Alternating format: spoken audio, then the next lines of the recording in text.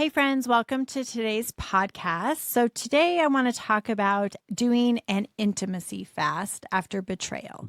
Now, I'm not saying this because that's what I did. I did not do that, but I do have some clients that have tried it and it is a thing. And so I just want to give you some context about what it is and what it isn't and how it might be helpful in your healing from betrayal, especially for those of you that want to stay in your marriage.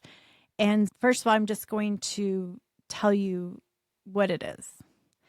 An intimacy fast is a mutually agreed upon pause from physical intimacy, usually sex, sometimes all physical touch, for a set period of time so both people can regulate, rebuild trust, and reconnect emotions. So hearing that, you can see how that might be helpful in rebuilding trust in your marriage. Because oftentimes we think, and I get this comment all the time on social media, if you would have just had more sex with your spouse, he wouldn't have cheated. And that is, first of all, so hurtful. It isn't even correct because oftentimes an affair isn't about sex. Now, I know you think, what is it about? It's about so many other things, but many marriages, their sex was great or fine or okay. It wasn't like they weren't having sex. That's why the spouse had the affair. Now, of course, there are some couples, women and men, that take sex off the table, and it could be years and decades. That's a whole other issue. It's using sex as a weapon, which is for sure unhealthy, and making it becomes a duty. And that's unhealthy too. That doesn't make for a great relationship. I just want to talk about it.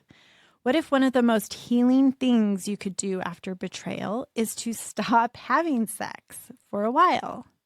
What if that's true? What if it's possible? What if that could really restart and rebuild your marriage? This may surprise you to have a 90-day. Now, you could make it 30 days or 60 days. I just am saying 90 days because for whatever reason, they say to reset your nervous system, it takes about 90 days, and that's what the experts say. Before you panic and think, why would you do this, right? It's not because you want to punish your spouse or control them or withhold love. It's actually about creating safety and clarity and giving your body and your marriage a reset, especially when everything has felt really chaotic after an affair has been discovered. So, these are some reasons why you might consider doing this. What if sex feels very confusing after betrayal? And this makes so much sense to me because it makes no sense why someone would have sex with their mistress and then come home later that night and have sex with their spouse. That happened often to me. I know it did, and it happened to many of you. And that is painful, confusing, and hurtful, and really mean and dangerous. It has so many layers to that. You want connection, but also feel disgust, anger, or pressure, right? Of course, it's like kind of disgusting. Once you discover the affair, you feel so violated that your spouse was with some random person that you don't even know. And so many emotions are going on. It's really hard. You feel insecure in your body, right? You're comparing yourself, or you think your spouse is comparing your body to their mistress's body or the other man's body. I need to figure out what a man affair partner is called. A mister. We'll call him a mister. Anyway, sometimes sex becomes a way to check if you're still wanted, right? Does he want me still? Am I still desirous? So that can be problematic. A way to avoid hard conversations. Let's just have sex instead of talking. Or we think if we have more sex, then we will heal more. Just because you can have sex again doesn't mean your nervous system is ready for it. So I really want you to get curious about where your nervous system is at. So if you want to figure out having a sex fast, you need to figure out the time. Is it going to be 30 days, 60 days, 90 days? And then define what intimacy means. Is it just sex? Is it no hugging or kissing or touching? I think That's all optional. You can decide, no, we can still hold hands. We can still give each other hugs, because the idea isn't totally to disconnect you. So you have to be very intentional about this, and you both have to be on the same page. And so you need to really get clear on that. And you have to replace it with something. You can't just be like, oh, we're just going to ignore each other for the next 60 to 90 days. That's not going to work. You have to replace it with check-ins, probably daily check-ins, because we want to build your emotional connection, your emotional intimacy with each other. You have to have honest conversations. And some people say those are hard to have. Yeah, it takes a lot of courage to have honest conversations, but the more vulnerable you are, the more connected you're going to become. And so you need to have non-sexual connections. So you need to be going on dates, going to dinner, going to play pickleball, or going to a movie, or whatever you like to do. You could be doing those more often and more intentional. You're not removing intimacy from your marriage. You're just redefining it, because a lot of people think intimacy, sex equals intimacy.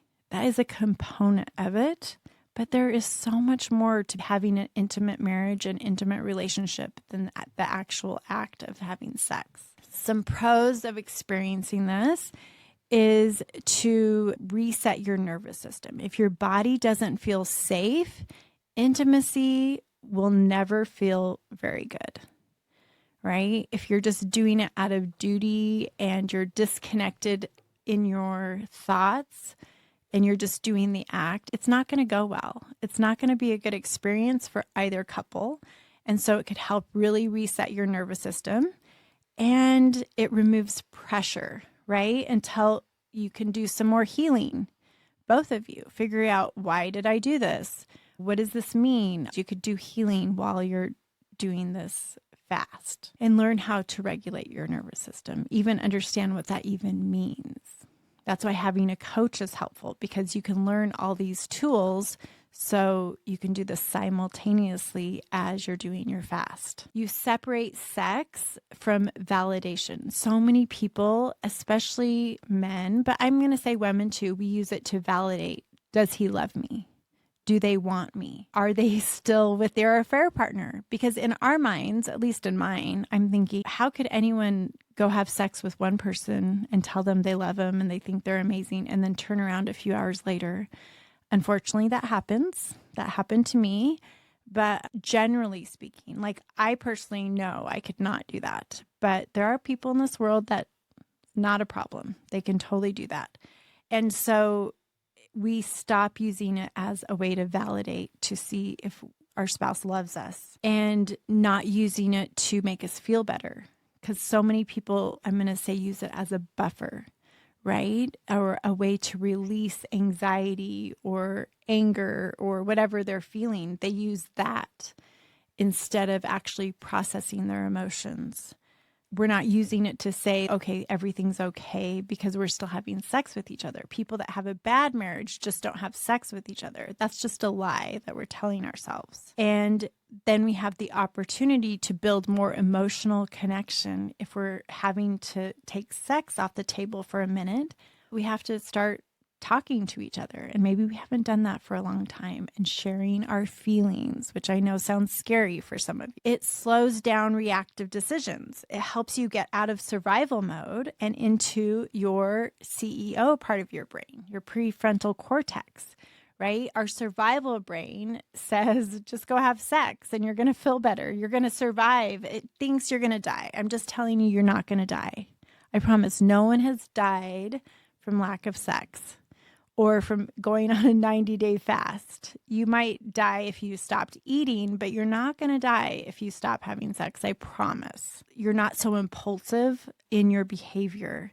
You have more intentional choices. These are all good things, right? You're using your CEO part of your brain to make better decisions, to have better discussions. It rebuilds your emotional intimacy first, not just your physical intimacy. You can have more talks and more honesty, repair conversations. A lot of repair needs to happen if you're going to rebuild your marriage after an affair. And so you can have some of these difficult conversations. You can become more vulnerable or create that within your marriage. You learn how to be close without using your body as the shortcut, right? And then it really builds the desire over the 90 days. It can help you reconnect with if your body is saying no, but your brain is saying yes.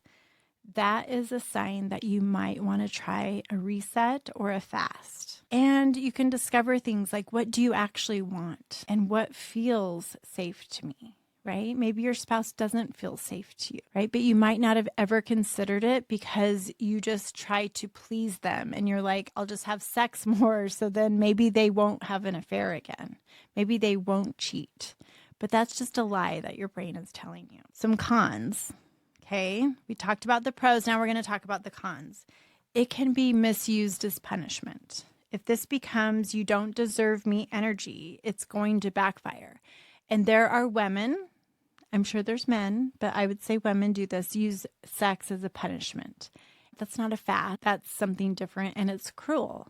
Because part of a marriage, you just become roommates then. You're not married, you're roommates. And in my opinion, is a form of abuse, especially if you're doing it intentionally without getting help. Now, I get people have trauma, people, especially in betrayal, there's trauma, but if you're not actively getting help and you're just shutting down, you're punishing yourself, you're punishing your spouse, and you're punishing your marriage.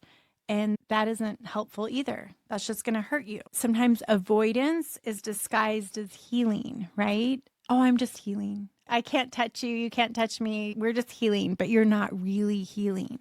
Healing shows movement. I have several clients that their spouse just uses their affair or their pornography issues as, well, I can't be intimate with you because you've looked at these terrible things. And that's just an excuse, right? They're putting off what feels uncomfortable to them for their healing onto their spouse. And then it just creates a lot of shame, and it's not helping, and it's hurting their marriage. Some people use it to avoid hard conversations, right?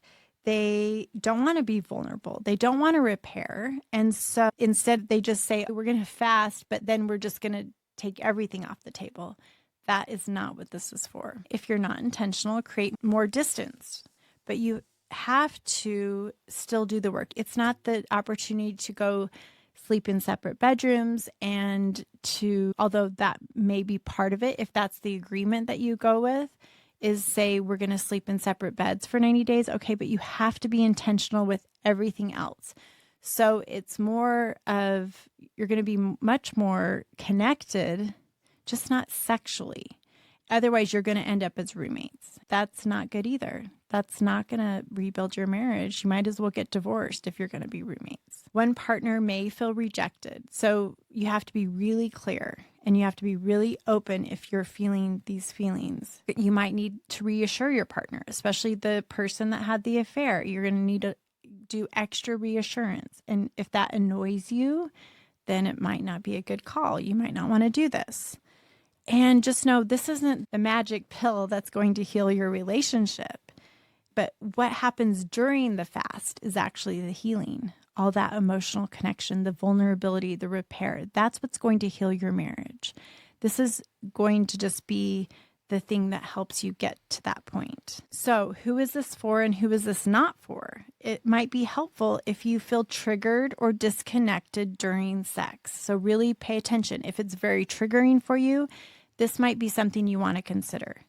If you're having sex but still feel if you're using sex to cope or numb your feelings, great option to just try. And if you want to rebuild your marriage intentionally, this would also be a great thing to try. It might not be helpful if it's just one-sided, right? If it's forced or one-sided, it's not going to work. So if you want it and your spouse doesn't, don't just say, I'm just not going to have sex with you until you agree. That's not going to work either. We're going to have some hard conversations. Maybe get a therapist or a coach involved and have you really figure out why you're so resistant to this. If there is no communication, it's not, okay, let's send you to Europe or an island and we're just going to live apart for 90 days. That's not going to work either, and never talk to each other. That's just avoiding, escaping.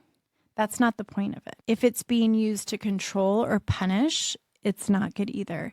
And I see this happening a lot with men or women that have been cheated on. They're the ones that have been cheated on. They want to punish their spouse. Well, you might as well just get divorced if that's your attitude, because it's not going to rebuild from a place of punishment. That's just going to hurt you and hurt your spouse. And there's not any connection or love in that. And so if that's your personality, if that's what you're choosing to do, get really clear, because that is not going to rebuild and want your partner to be sexually attracted to you. It's just not going to work. And if both people aren't willing to do the work. Now, I always say you can heal without your partner. If you're going to do the 90-day sex fast, you have to have both of you on the same page. And that might be hard to do, but not impossible. In closing, I just want to say an intimacy fast isn't about deprivation. It's about creating a real relationship where intimacy actually feels safe, honest, and real again. I really believe that I never tried this. I didn't ever think of it, I guess. I don't know. I do have some clients doing it right now. And it actually, for the woman, it's created a lot more desire in her, which is a good thing, right? And so when the fast is broken, the reality is they've become closer and more connected and more vulnerable with each other. They've been able to have really difficult conversations, and it's really brought them closer together instead of divided them and brought them farther apart. It's really been a beautiful thing. It can really make a huge difference in resetting your marriage. So if you're listening to this and thinking, I don't even know what I need anymore, I don't even know what to do, it's okay. You don't have to know everything. This is where I can help you. I can help teach the tools that you need to even have this hard conversation. I just labeled it as hard, but it doesn't have to be hard. It could be really empowering to say, hey, let's try this. I want our sex life to be amazing, and it sucks right now. And so let's try this. Let's just see if it works. 90 days, it's not going to kill you. You're not going to die. I promise. You actually might really have a beautiful experience with it. So whether you decide to stay or leave, your healing matters. And this part of your healing is important because we want to define intimacy. We want to build and strengthen our intimacy. And if it's not sexually, it can be emotionally. How can you become more emotionally intimate with yourself and with other people? I think it's fascinating. I think it's something clearly that they've done a lot of study, and it's been helpful for some couples. I think it's worth trying, especially after betrayal, and seeing if it could really help and rebuild your marriage. Anyways, I hope this was helpful. Have a beautiful day, and I'll talk to you next week.